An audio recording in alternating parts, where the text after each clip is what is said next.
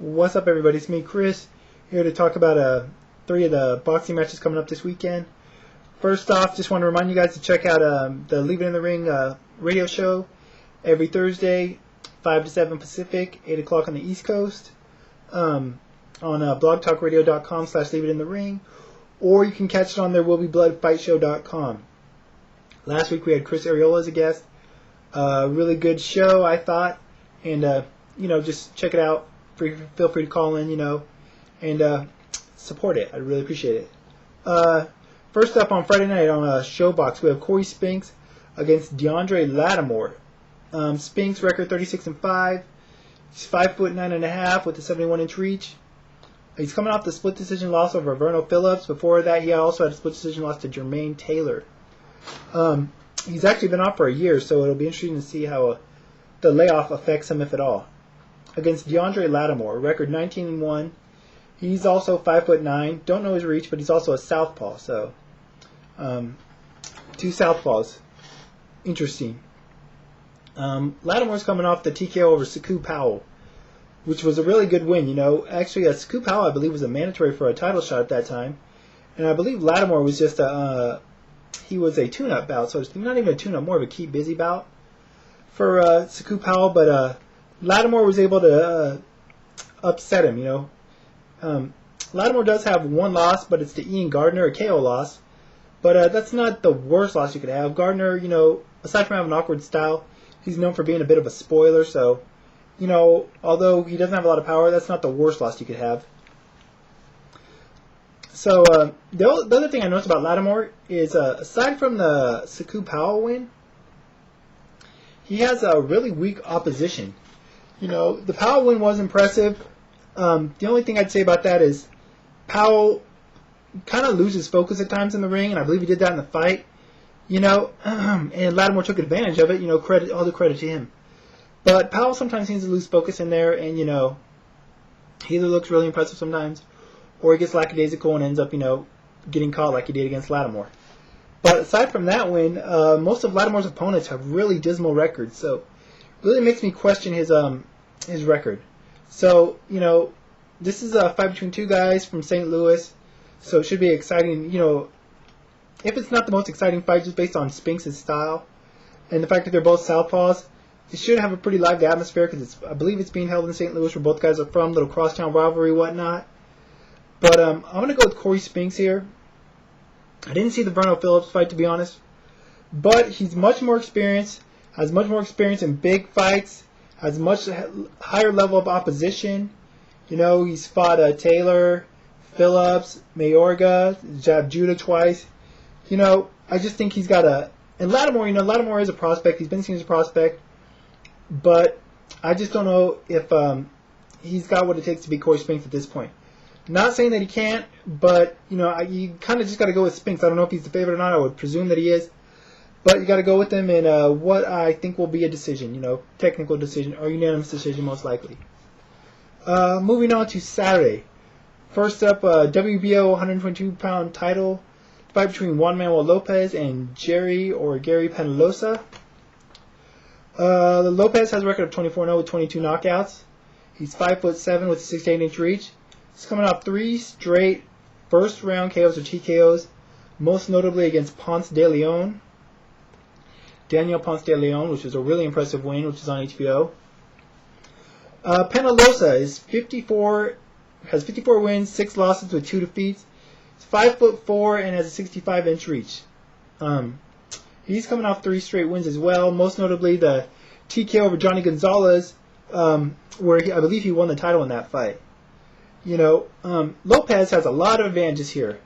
Size, reach, strength, speed, power. I haven't seen a whole lot of either guy, to be honest, but I have seen enough to let me know that you got to go with Lopez on this fight. He has all of the advantages. He's looked absolutely spectacular his last few fights. Penalosa has been around a long time. He's a real crafty fighter. Definitely going to be probably the toughest challenge of Lopez's career. Definitely a style I don't think he's faced before. I think he can give him little problems here and there, maybe, but the thing is, Penalosa doesn't have a lot of power. I don't think he has anything that's going to keep Lopez from really going at him. I don't think he has the power to keep Lopez off him. I think Lopez is going to be able to be his aggressive self and really take it to the smaller and older fighter. Penalosa, he's a tough guy. He's a rugged guy. As I said, very experienced. But I just haven't really seen very many flaws in Lopez. There's a lot of young guys coming up like Gamboa, Lopez, Valero, Khan, where you see flaws in a lot of these guys, whether it's defensive lapses, holding their head too high. But Lopez, I haven't seen any flaws that Penalosa can really pick up on yet. Not so much to where I think he can beat him. So I'm going to go with Lopez here. I'm going to go with it by TKO, probably mid to late rounds. I wouldn't be surprised if it goes to a decision, but Lopez just looked really impressive, and I think like I said, I think he's really going to be able to pour it on and really let his hands go against Penalosa. And I just think the accumulation of his shots, both probably to the body and head if he mixes it up well, will probably get to Penalosa, who's been in a lot of fights, been around the ring a long time. And I see Lopez getting a stoppage, and moving on to bigger and better things. Finally, we have the WBC 168-pound championship super middleweight fight between Carl Froch and Jermain Taylor. Froch has a record of 24-0. He's 6 feet tall with a 76-inch reach. He's coming off a unanimous decision win over Jean Pascal. Jermain Taylor, record 28 wins, 2 losses, 1 draw. 6'1" with a 78-inch reach, coming off the win over Jeff Lacey, the decision. Before that, he had the decision loss to Kelly Pavlik in their rematch. So, this was a tough fight to make a prediction on because I really hadn't seen Froch fight on TV. Looked up some of his stuff on the internet. There wasn't a whole lot on there. At least on YouTube, that's where I looked. What I saw in the Pascal fight was he appeared to be pretty easy to hit. Pascal seemed to hit him with a lot of flush punches. So, and also in another fight of his, it seemed like, I don't know if it was just to let the opponent, so he was kind of clowning around. But he seemed to employ almost a Roy Jones style, where he seemed to have his hands down, kind of his head out, kind of playing up to his opponent, A lot of defensive technical deficiencies that could be exploited. Whether Jermain Taylor or not is going to be the person to do that, we shall see. Jermain is he's got the height, he's got a slight reach advantage, which should be beneficial because Jermain's got a good jab. That's one of his best weapons is his jab, and it's I don't know. I can't really say who's the faster fighter because, like I said, I haven't seen much of Froch. I know Taylor didn't look great in the Lacey victory, but he won the fight pretty convincingly for what it's worth. I don't really know what Lacey has left. But I thought he looked really good in the Kelly Pavlik rematch. Usually when you get knocked out by an opponent, as he did in the first Pavlik fight, fighters are a little more tentative and stuff in the rematch.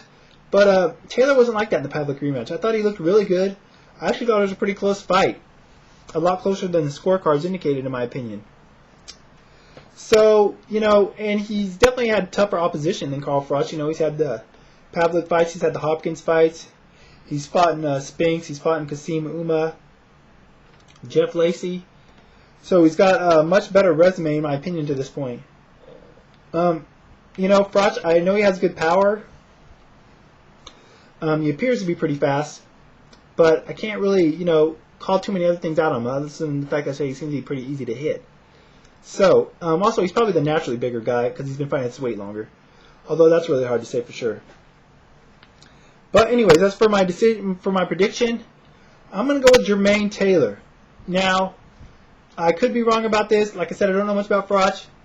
Froch could be, more along the lines of Ricky Hatton, Joe Calzaghe, a British fighter we may not have seen a lot of initially, but ends up being really good. Or he could be, more of a Gary Lockett, Michael Jennings. Guy with a built-up record, and when he faces real tough opposition, he ends up getting blown out. I think he's more along the lines probably of a Ricky Hatton from what little I've seen. However, he went, he had a really tough fight against Pascal. Pascal isn't, he's a good fighter. He's very talented, very skilled. But Froch, from what I saw, had a really tough fight there, A lot of back and forth. He roughed Pascal up a bit, but he seemed to be using a lot of illegal tactics as well, like holding Pascal behind the head and whatnot. Don't think he's going to be able to get away with those tactics in this fight. Taylor's a big guy. I don't think he's going to be able to push Taylor around. I think Taylor's going to be able to jab. Hopefully Taylor doesn't fatigue late as he has in fights. But I think at this higher weight, he probably won't have as many stamina problems as he's had in the past. As he said, at times he had trouble getting down to 160. So I look for Taylor to win a decision, use his jab, land a lot of clean shots. You know, hopefully they'll go kind of more toe-to-toe. That'd be very exciting, something I'd really like to see.